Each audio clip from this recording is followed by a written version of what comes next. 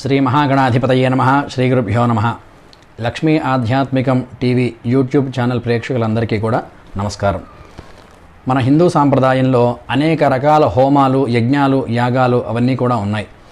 ముఖ్యమైన హోమాలు, వాటి యొక్క ప్రయోజనాలు అవన్నీ కూడా ఈ యొక్క వీడియోలో మనం తెలుసుకోబోతూ ఉన్నాం. ముందుగా గణపతి హోమం గురించి వివరిస్తూ ఉన్నాను. విఘ్నాలను తొలగించేటటువంటి విఘ్న నాయకుడు గణపతి. మానవులు ప్రారంభించే ప్రతి కార్యాల్లో కూడా మొట్టమొదటిగా మనం గణపతిని పూజించడం జరుగుతుంటుంది. ప్రారంభించిన కార్యం ఎటువంటి ఆటంకాలు లేకుండా పూర్తి కావాలని కోరుకుంటూ విఘ్నేశ్వరుణ్ణి పూజిస్తారు. జీవితంలో ఎదురయ్యేటటువంటి కష్టాలను, ప్రతికూల అంశాలను తొలగించడానికి విఘ్నేశ్వరుడికి గణపతి హోమం నిర్వహణ చేస్తాం.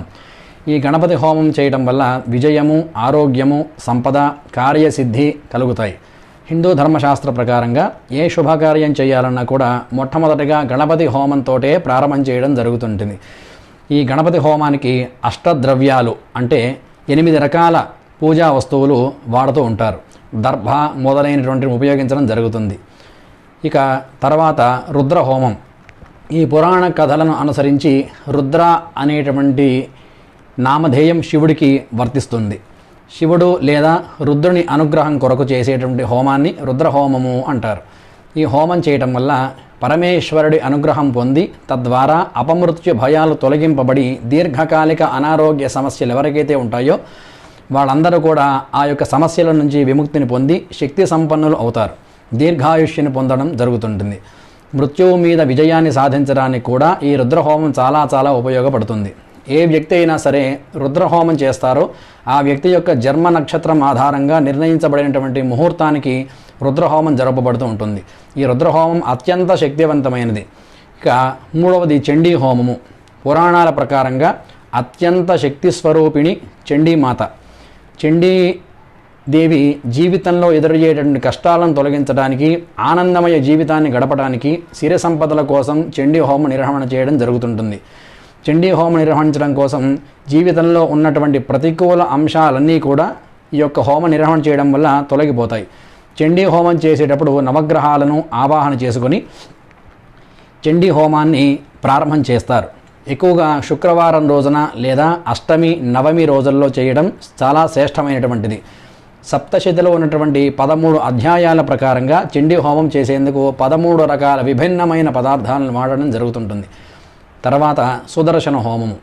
శ్రీ మహావిష్ణువుకు సంబంధించినటువంటి అత్యంత శక్తివంతమైన ఆయుధమే సుదర్శన చక్రం. హిందూ పురాణాల ఆధారంగా ఈ ఆయుధం చాలా శక్తివంతమైంది అని చెప్తారు. ఆయుధం అవ్వడమే కాకుండా దైవిక శక్తి కలిగి దుష్టశక్తులను సంహరించడమే ఈ యొక్క సుదర్శనానికి ఉన్నటువంటి గొప్పతనం.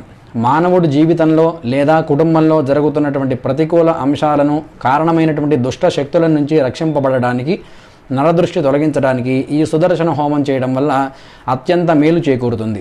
ముఖ్యంగా గృహప్రవేశ సమయాల్లో మరియు మిగిలిన శుభకార్యాల సమయాల్లో కూడా సుదర్శన హోమం నిర్వహించబడుతూ ఉంటుంది.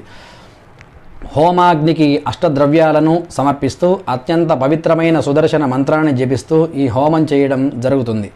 మానవుడు జన్మ నక్షత్రం ఆధారంగా నిర్ణయించబడినటువంటి ముహూర్తాన్ని అనుసరించి ఈ హోమం చేయడం అత్యంత ప్రాధాన్యమైనటువంటి విషయం.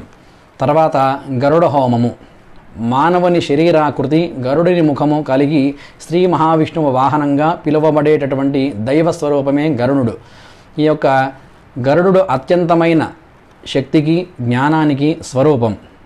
గరుడ భగవాన్ అని అనేక రకాల నామాలతో పిలుచుకునేటువంటి గరుడికి చేసే హోమమే గరుడ హోమం.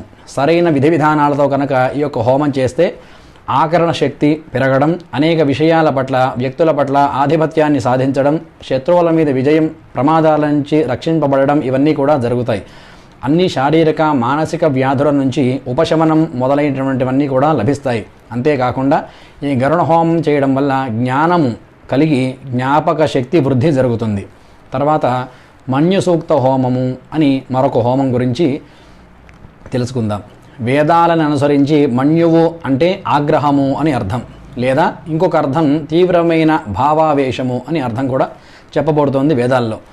మన్యుదేవుడి ఆశీస్సుల కోసం చేసేటువంటి హోమమే మన్యుసూక్త పాశుపత హోమము. ఈ హోమాన్ని ప్రధానంగా శత్రు సంహారం కోసం చేయడం జరుగుతుంది.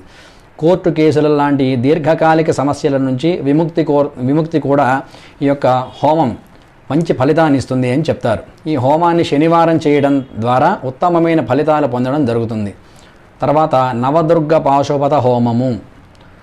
ఈ భక్తుల చేత దుర్గామాత నవదుర్గగా పూజింపబడుతూ ఉన్నది.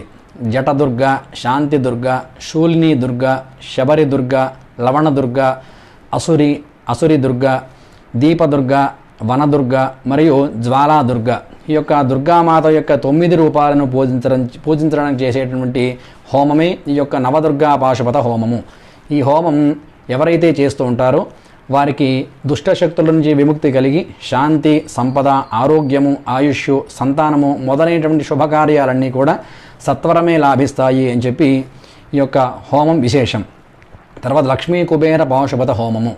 హిందూ ధర్మానుసారంగా సంపదకి దేవతలుగా లక్ష్మీదేవిని, కుబేరుణ్ణి మనం పూజిస్తూ ఉంటాం. జీవితంలో ఆర్థికంగా కష్టాలను ఎదుర్కొంటున్న వారందరికీ సూచింపబడేదే ఈ యొక్క లక్ష్మీ కుబేర పాశుపత హోమం. జీవితంలో ఆర్థిక వృద్ధి, సిరి సంపదల కొరకు లక్ష్మీదేవిని అలాగే కుబేరుణ్ణి కూడా ఈ హోమంలో పూజించడం జరుగుతుంది. ప్రధానంగా ఈ హోమాన్ని శుక్రవారం రోజున చేయడం చాలా చాలా శ్రేష్టమైనటువంటి విషయం. ఎందుకంటే శుక్రవారాన్ని లక్ష్మీ వారంగా ఈ లక్ష్మీదేవిని పూజిస్తూ ఉంటారు కాబట్టి ఈ యొక్క హోమం ఆ రోజునే చేయడం చాలా అత్యంత శ్రేష్టమైనటువంటిది అని చెప్పి వేదాల్లో కూడా చెప్పారు. మంచి ముహూర్తాన్ని అనుసరించి ఈ హోమం చేయబడుతూ ఉంటుంది. ఈ హోమం చేయడానికి కమలాలను ఎక్కువగా వినియోగం చేస్తూ ఉంటారు. తర్వాత మృత్యుంజయ పాశుపత హోమము. మరణం నుంచి విజయాన్ని పొందడమే మృత్యుంజయం అనేటువంటి హోమం విశేషం. ఈ పేరులో ఉన్నట్లుగానే మృత్యువుపైనే విజయాన్ని సాధించడం కోసం మృత్యుంజయ పాశుపత హోమం నిర్వహణ చేస్తూ ఉంటారు.